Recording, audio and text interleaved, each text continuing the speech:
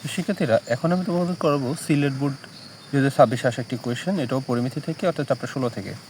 দেখো কতে কী বলা হচ্ছে, একটি গণকের সমগ্র পৃষ্ঠতলের ক্ষেত্রফল এত বর্গ 18 বর্গ সেন্টিমিটার হলে এর আয়তন নির্ণয় করো। তো চলো গণকের সমগ্র পৃষ্ঠের ক্ষেত্রফলের সমান সূত্রটা ব্যবহার করে তোমরা গণকের বাহু দৈর্ঘ্য বের করে ফেলতে হবে প্রথমে। তা আমরা শুরু করি। দেখো ক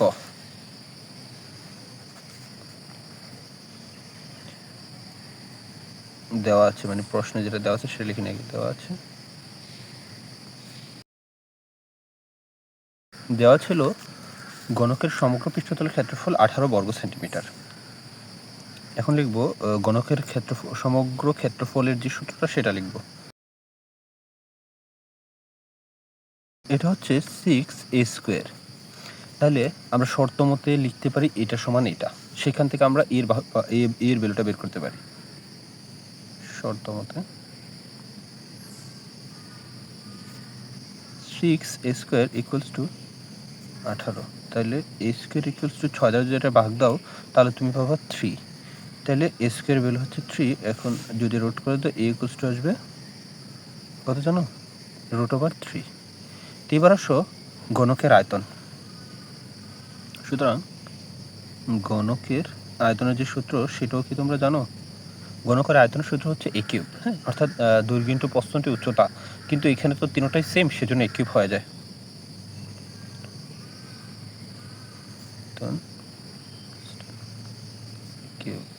এখন এটাকে তুমি a × a² লিখতে পারো, এবং a এর ভ্যালু আছে, স্কোয়ার ভ্যালু আছে, দুইটাই বসাই দাও, অর্থাৎ 3√3 অ্যান্সার। এখানে এখানে আবার তো এটা বর্গ সেন্টিমিটার, মানে হচ্ছে ঘন সেন্টিমিটার, একক লিখো সেন্টিমিটার, তারপর লিখো অ্যান্সার। খুব ক নম্বর ম্যাথটা বুঝতে পেরেছো। কথা বলা হচ্ছে BFD। দেখো BFD বৃত্তচাপের দৈর্ঘ্য নির্ণয় করো। এখানে কিন্তু আমাদের কাছে বৃত্তকলার ক্ষেত্রফল দেওয়া আছে। তো বৃত্তকলার ক্ষেত্রফলের যে সূত্রটা আছে সেইটার সমান এটাকে ধরে থিটা বা θ/360° একটা রিলেশন তোমাদেরকে বের করতে হবে, করে সেটা ব্যবহার করে বৃত্তচাপের দৈর্ঘ্যটা নির্ণয় করতে হবে। তো চলো আমরা লিখো খ।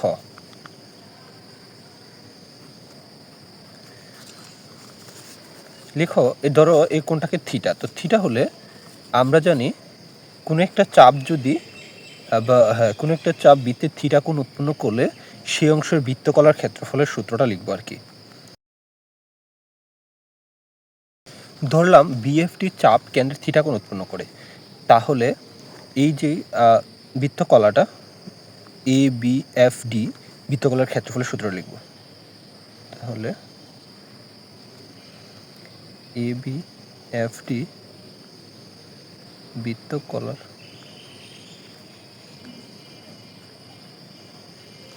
ক্ষেত্রফল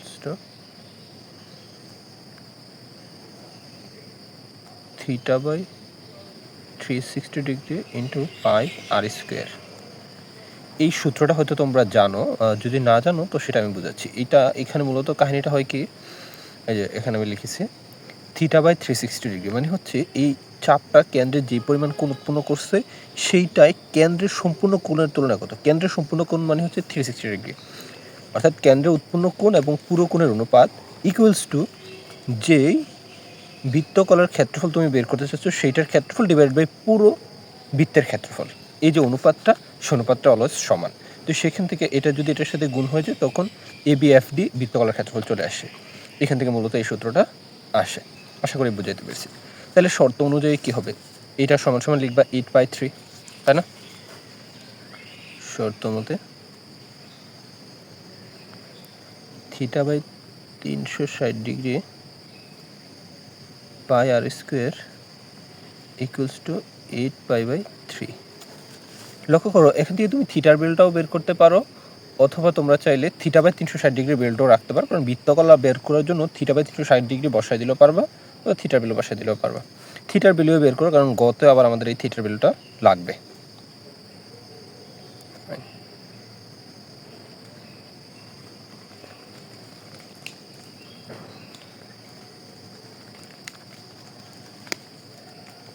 এইখানে আমরা কি করেছি, এটা গুণাকারে আছে, ওই পাশে ভাগ দিছি, 1/, এরকম আসছে আর কি। তখন এই পাই কাটা তাহলে থিটা ইকুয়ালস টু এই 360 ডিগ্রি আবার এখানে গুণ হবে, 360 ডিগ্রি ইন্টু 8/3 ইন্টু 1 এই, এটা তো আর ছিল না, তো আর এর ভ্যালু তো 4 ছিল, তাই না? দেখো আর এর ভ্যালু 4 কীভাবে, এই এবি কিন্তু এই বৃত্তটার একটা ব্যাসার্ধ, আর এবি হচ্ছে 4 সেন্টিমিটার, এটা তারা বলেই দিছে যে এবি 4 সেন্টিমিটার, বিএফডি বৃত্তচাপের কেন্দ্র এ, তো কেন্দ্র এ হলে এটুকু হচ্ছে ব্যাসার্ধ, তাহলে ব্যাসার্ধ আর ইকুয়ালস টু 4, তাহলে 4 হলে এখানে দাঁড়াবে 16, এই পাই কাটা 8/3 ইন্টু 1/16, হ্যাঁ, তো আমরা এখানে লিখে দিচ্ছি আর ইকুয়ালস টু 4। তাহলে আমরা কী পাচ্ছি, এটা দ্বারা এটাকে কাটো, তারপর এটা দ্বারা এটাকে কাটতে পারো, এটা দ্বারা এটাকে কাটলে আসবে 120 ডিগ্রি, এটা দ্বারা এটাকে কাটলে আসবে এখানে 2, তো 2 দ্বারা 120কে ভাঙলে থিটা ইকুয়ালস টু আসবে 60 ডিগ্রি। আশা করি থিটার বেলটা বের করা বুঝছো। এখন সুতরাং বিএফ ডি চাপের দৈর্ঘ্য ইকুয়ালস টু লিখব হচ্ছে 2 theta into 2 pi R divided by 360 degree. তোমরা হয়তো সূত্রটা পড়ছো এরকমভাবে, theta pi R divide by 180, তো এই 2 দ্বারা 360 ডিগ্রি কাটলে তো 180 আসবে না, এটা থিটা। তো তারপর জায়গায় জায়গায় বেলুগুলো বসাই দাও। থিটার বেলু হচ্ছে 60 ইন্টু 2 তো 2 আর পাই রাখো, আর আর এর বেলটা বসাই দাও 4 ডিভাইডেড বাই 360 ডিগ্রি। তো এবার এই শূন্য কেটে ফেলো, 6 36 কেটে ফেলো, তারপর এটা দ্বারা কেটে ফেলো 3, তাহলে ব্যাপারটা দাঁড়াচ্ছে 4π/3। এটা হচ্ছে আমাদের চাপের দৈর্ঘ্য। তোমরা পয়েন্টও নিতে পারো বা এখানে অ্যান্সার দিয়ে দিতে পারো। ঠিক আছে, আশা করি ম্যাথটা বুঝাইতে পারছি, খুব আশা করি ম্যাথটা বুঝতে পারো। চলো গ নম্বর কোয়েশনটা একটু দেখি। বলা হচ্ছে এবিই সমরেখ দড়ির চিত্রের গাঢ় অংশের ক্ষেত্রফল নির্ণয় করো। এবিই যদি সমরেখ হয় তাহলে এটা একটা রেখা এবং উপরে তো এটা একটা রেখা, তাহলে দুটো রেখা সমান্তরাল আর এখানে দুইটা অসমান, তাহলে এই চিত্রটা দ্বারা একটা ট্রাপিজিয়াম, সরি আমি কি দেখাইতে পারছি, এটা সমান্তরাল এটাও সমান্তরাল হয়ে যাবে, অর্থাৎ এবিই একটা রেখা হলে তখন এটা আর এটা সমান্তরাল হয়ে যাবে, আর এই দুটো তো অসমান, এটা কিন্তু আবার লম্ব, তাহলে এই চিত্রটা দাঁড়াবে AECD দাঁড়াবে একটা ট্রাপিজিয়াম। ট্রাপিজিয়ামের ক্ষেত্রফল বের করতে হবে, সেইখান থেকে এই বৃত্তকলার ক্ষেত্রফলটা যদি বাদ দিয়ে দাও তখন এই গাঢ় অংশটার ক্ষেত্রফল চলে আসবে। খুব প্রসেসটা বুঝাইতে পারছি, এখন আমি ম্যাথটা করলে আরও পারফেক্টলি বুঝে যাবা। তো চলো আমরা শুরু করি। গ নম্বর, তো দেখো আমি বলছি যে তুমি যদি ট্রাপিজিয়ামের ক্ষেত্রফল বের করতে পারো, সেখান থেকে বৃত্তকলার ক্ষেত্রফলটা বিয়োগ দিতে পারো, তখনই গাঢ় অংশের ক্ষেত্রফল বের হয়ে যাবে। এখন তোমাকে জানতে হবে ট্রাপিজিয়ামের ক্ষেত্রফলের সূত্রটা কি। ট্রাপিজিয়ামের ক্ষেত্রফলের সূত্র হচ্ছে সমান্তরাল বাহুদ্বয়ের যোগফল ইন্টু উচ্চতা। তো সমান্তরাল বাহুদ্বয়ের মধ্যে দেখো এই সিডি বাহুটা আছে, কিভাবে স্যার, এখানে কিন্তু ABCD এটা একটা রম্বস, তো এটা যদি রম্বস হয় তাহলে এই বাহুটা যা, এই বাহুটা তা, এই বাহুটাও তা, তাহলে সিডি বাহুও 4 সেন্টিমিটার এবং বিসি বাহুও 4 সেন্টিমিটার। তাহলে সমান্তরাল বাহুর মধ্যে একটা আছে এবং এই সমান্তরাল বাহু পুরোটা লাগবে, তো এইখানে তো এবি পর্যন্ত আছে, এই সমান্তরাল বাহু পুরোটার জন্য আমাদের বিই অংশটা লাগবে আর এখান থেকে সিই অংশটা লাগবে। অর্থাৎ আমরা যদি ট্রাপিজিয়ামের ক্ষেত্রফলটা বের করতে চাই তাহলে আমাদের বিই এবং সিএফ এই দুইটা অংশ জানা থাকতে হবে। তো সেই দুইটা অংশ জানার জন্য আমাদের কিছু কৌশল দেওয়া আছে। দেখো, প্রথমত এই যে বিইসি এটা একটা সমকোণী ত্রিভুজ, তো তোমরা সমকোণী ত্রিভুজের বেলায় যদি যে কোনো একটা বাহু এবং একটা কোণ জানা থাকে, বাকিগুলো কিন্তু বের করতে পারো। হ্যাঁ, ত্রিকোণমিতিক অনুপাতগুলো ব্যবহার করে। ফর এক্সাম্পল আমাদের কাছে কিন্তু এই তথ্যগুলো আছে। দেখো, এই কোণটা আর এই কোণটা কিন্তু আমাদের কাছে সেম। কিভাবে, এই বাহুটা আর এই বাহুটা সমান্তরাল, তাহলে এটার থিটা হলে এটাও থিটা।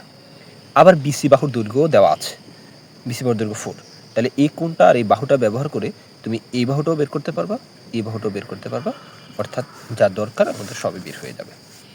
তো এখানে লিখবা ফার্স্ট অফ অল যে এবিই সমরেখ হলে AECD একটি ট্রাপিজিয়াম হবে।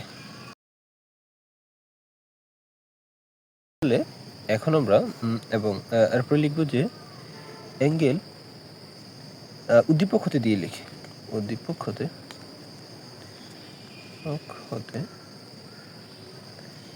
Angle B A D equals to angle E B C since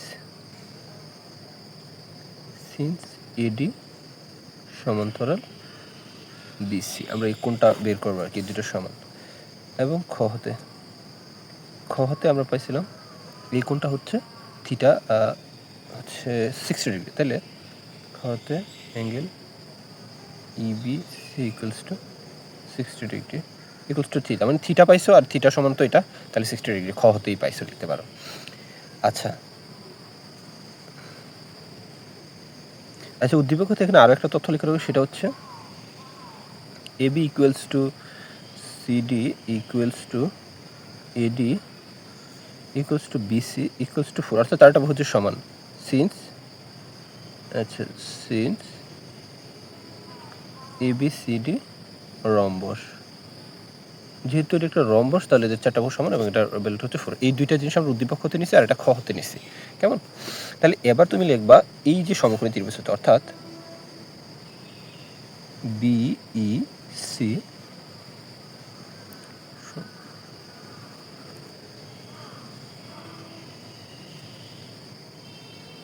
BEC সমকোণী ত্রিভুজ হতে তুমি এই কোণটা আর এই বাহুটাকে ব্যবহার করে বি এবং সিএফ বের করবা। তো বিই হচ্ছে ভূমি, তো ভূমি বের করার জন্য কস থিটা ব্যবহার করবা।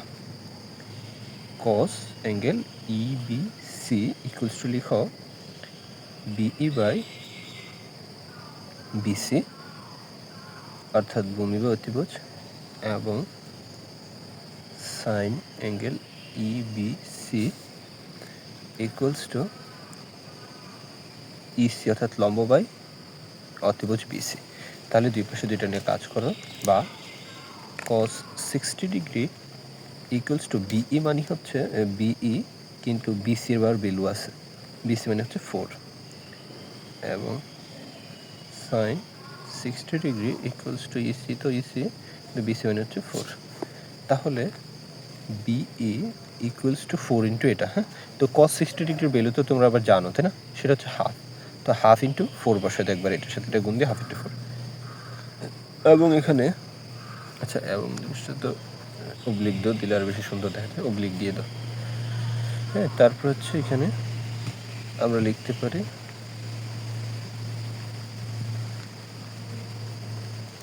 এখানে সাইন 60 ডিগ্রি ভ্যালু, অর্থাৎ EC equals to sine 60 degree value কত জানো? সাইন 60 ডিগ্রি ভ্যালু হচ্ছে √3/2 ইন্টু 4, ঠিক আছে? তাহলে এখানে পাচ্ছ বিই ইকুয়ালস টু জাস্ট 2, আর এখানে ইসি ইকুয়ালস টু হচ্ছে 2√3। তাহলে বিই এবং ইসি আমরা দুইটাই পাইছি। ইসি কিন্তু আমাদের উচ্চতা, আর বিই হচ্ছে ওই সমান্তরাল বাহুর যে একটা নিচেরটা, সেটাকে কমপ্লিট ফর্ম করার জন্য বিই দরকার ছিল।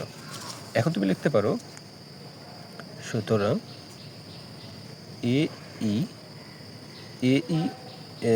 সিডি, তাই না? এই সিডি ট্রাপিজিয়ামের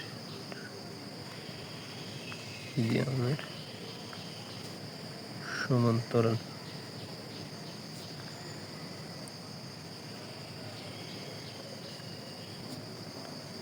বাহু, একটা উপরটা তো হচ্ছে সিডি ইকুয়ালস টু 4 cm,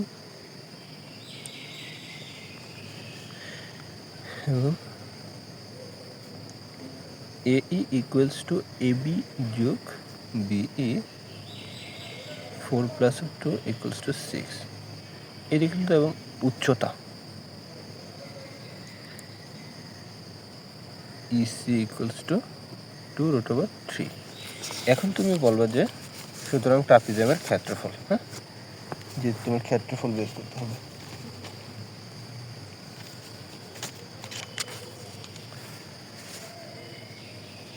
সুতরাং AECD ট্রাপিজিয়ামের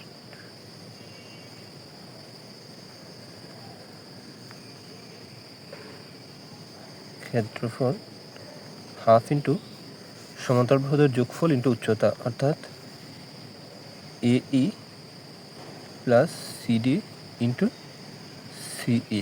তো জায়গায় জায়গায় ভ্যালুগুলো বসিয়ে দাও। 2 ইন্টু AE এবং অর্থাৎ 4 ইন্টু 6 আর কি, আর 4 + 6 6 প্লাস 4 ইন্টু উচ্চতা কত ছিল বলো তো? উচ্চতা মেবি ছিল 2√3 2√3। তখন এই 2 দ্বারা এই 2কে কেটে ফেলো, এখানে 10, এখানে যোগ করা হচ্ছে 10, এই 2 কাটা, তাহলে 10√3 10√3। এটাই ছিল আমাদের ট্রাপিজিয়ামের ক্ষেত্রফল। কিন্তু আমাদেরকে তো বের করতে বলছিল এই গাঢ় অংশের ক্ষেত্রফল। তো পুরোটা হচ্ছে একটা ট্রাপিজিয়াম, তার মধ্যে ফাঁকা যে অংশটা, সেই অংশটা হচ্ছে বৃত্তকলা। তাহলে বৃত্তকলার ক্ষেত্রফলটা বের করে দেয় ট্রাপিজিয়ামের ক্ষেত্রফল হতে, তাহলেই চলে আসবে। সুতরাং গাঢ় অংশের ক্ষেত্রফল ইকুয়ালস টু 10√3 মাইনাস ট্রাপিজিয়ামের আরে বৃত্তকলার ক্ষেত্রফলটা মেবি ছিল 8 পাই/3। হ্যাঁ, তাহলে সেখান থেকে তোমরা হচ্ছে ফলাফলটা কত আসে একটু ক্যালকুলেট করে দেখতে পারো। 10√3 মাইনাস হবে 8 পাই/3। ফলাফল আসছে 8.943 বর্গ সেন্টিমিটার হবে। হ্যাঁ, আশা করি আমি তোমাদেরকে ম্যাথটা বুঝাইতে পেরেছি। এখানে অ্যান্সার।